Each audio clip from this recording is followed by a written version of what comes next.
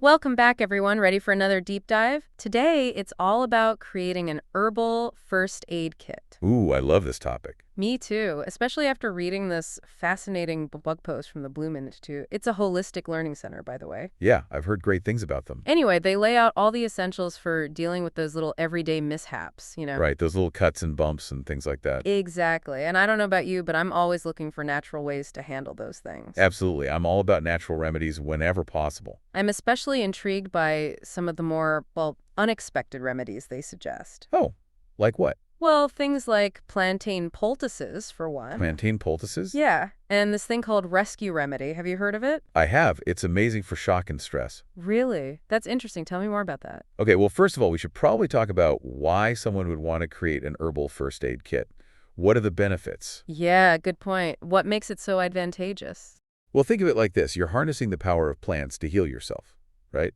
It's all about being prepared to treat minor injuries or ailments using natural remedies that you can easily access. I like that. So you're not saying to ditch conventional medicine, but to have these additional tools? Exactly. It's about integrating natural remedies into a broader wellness strategy.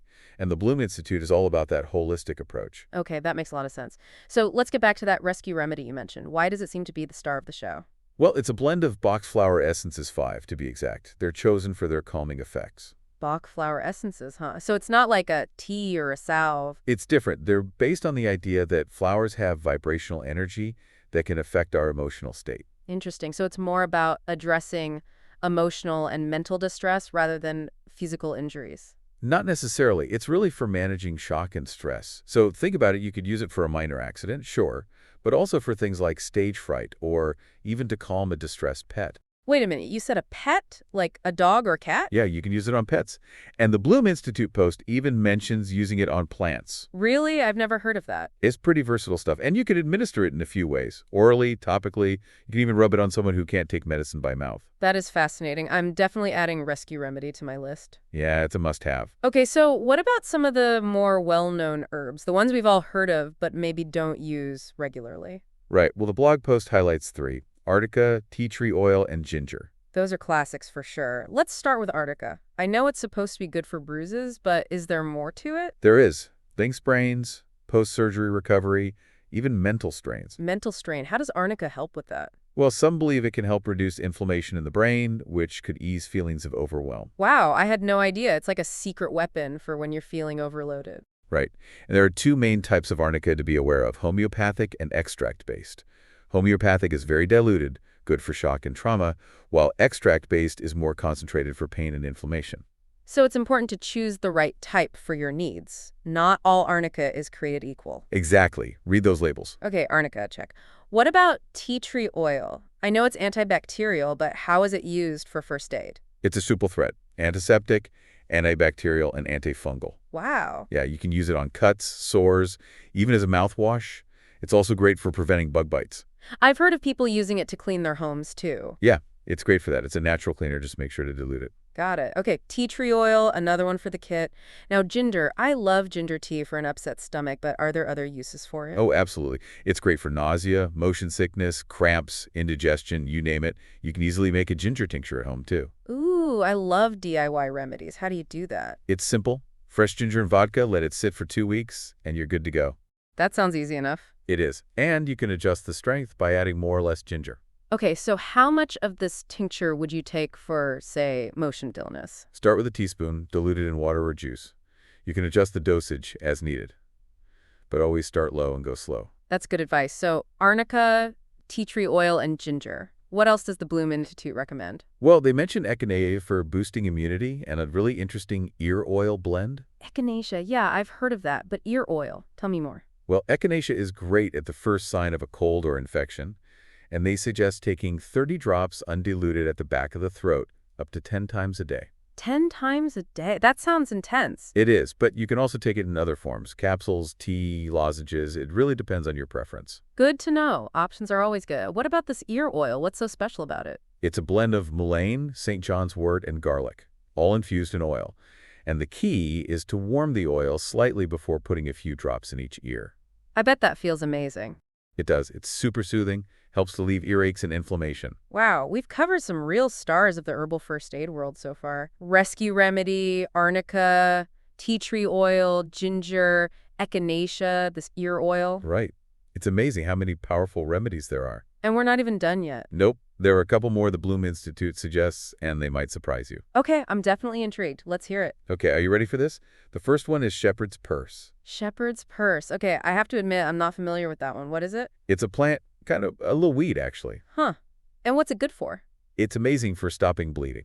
Really? Like serious bleeding? Well, minor bleeding, like nosebleeds, small cuts, even bleeding gums. Interesting. So how do you use it? Do you make a tea out of it or something? You can make a tincture or use it topically as a compress. Okay, nature's Band-Aid. What's the other one? Honey. Honey. Well, that's one we all have in our kitchens, right? But I thought that was just for, sweetening tea or something. It's good for that, sure, but honey is also a fantastic remedy for burns. You just apply a thin layer right on the burn. Oh, interesting. I always thought you were supposed to use cold water first. Cold water is good to cool the burn down initially, but honey goes a step further. It creates a protective barrier to help prevent infection and speeds up healing. It's naturally antibacterial and anti-inflammatory. Wow, I never knew that. Okay, so we've got shepherd's purse, honey. What else? The last one is fresh plantain. Plantain. Wait, like the banana-like fruit. No, not that kind of plantain. This is Plantago major, a common weed.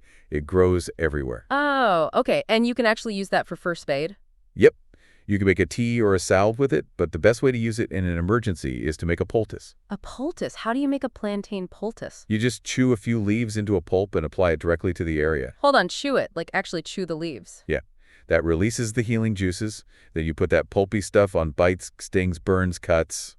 It's amazing stuff. Okay, that is wild. Nature is so cool. It really is. Okay, so we've got Rescue Remedy, Arnica, tea tree oil, ginger, echinacea, the ear oil blend, shepherd's purse, honey, and fresh plantain. That's a pretty good start for an herbal first aid kit. It is. And we haven't even touched on essential oils yet. Right. The Bloom Institute article mentions lavender essential oil, specific. Oh, lavender. I love lavender. So what makes it so good for first aid? It's great for all kinds of skin issues. Burns, cuts, bruises, sunburn, itchy skin, you name it. Lavender is soothing, promotes healing, and can even help prevent scarring. It's truly a multitasker. Plus, the aroma is very calming and stress-relieving, so it's good for your mind and body. Oh, I love that. It's like a mini aromatherapy session in your first aid kit. Exactly. And there are other essential oils you could add too. Tea tree, we already talked about that one, but peppermint oil is great for headaches and nausea. Eucalyptus is good for congestion. I'm learning so much today. So we've got a pretty well-rounded herbal first aid kit now, huh? We do. As we wrap up our deep dive into this topic, what are some key takeaways you would want our listeners to remember? Well, I think the most important thing is that you don't need to be an expert herbalist to make use of these natural remedies. Many of these plants are really easy to find, maybe even in your own yard. And it's all about reclaiming that connection to nature and taking care of ourselves in a more holistic way. Love that. It's about empowerment, connecting with nature, and maybe a little bit of magic, too. Exactly. It's amazing what simple remedies can do. Just remember to do your research and make sure you're using things safely. And of course, always talk to your doctor for any serious health concerns. Right. This is all about being informed and having options, but it shouldn't replace professional medical advice. Exactly. Well, this has been fascinating. I feel like I'm ready to start my own herbal apothecary. Me too. So to our listeners, thank you so much for joining us on this deep dive into the world of herbal first aid. We hope you've learned something new and maybe even feel inspired to explore the healing power of plants. Happy healing, everyone. And until next time, keep exploring. Before we wrap up, it would be great to leave our listeners with something to, ponder, a question maybe, or some inspiration to take with them. Oh, I like that. Well, building on what we've talked about today, I'd say take a look at the plants in your own environment, even the ones you might think of as weeds. Oh, yeah, like dandelions and stuff. Exactly. Think about it. What kind of healing power might they have? We've talked about some amazing plants today, but there are so many more out there just waiting to be discovered. That's such a good point. It really makes you look at those weeds differently, huh? It does. Nature is full of surprises. Okay, so as we finish out our deep dive into herbal first aid, what's the one piece of advice you would give our listeners? If they want to explore this further, where should they start? I would say trust your intuition. Listen to your body. And don't be afraid to experiment a little to find what works best for you. That's great advice. Start small and go from there. Exactly. It's a journey. And of course, we always have to add a disclaimer. We've had a lot of fun exploring natural remedies today, but it's important to remember that this information is for educational purposes only. Right, it should never replace the guidance of a qualified healthcare professional. Well said. So, to all our listeners, thank you so much for joining us on this deep dive into the world of herbal first aid. We hope you've learned some new things and maybe even feel inspired to try some of these remedies for yourselves. Happy healing, everyone. And until next time, keep exploring.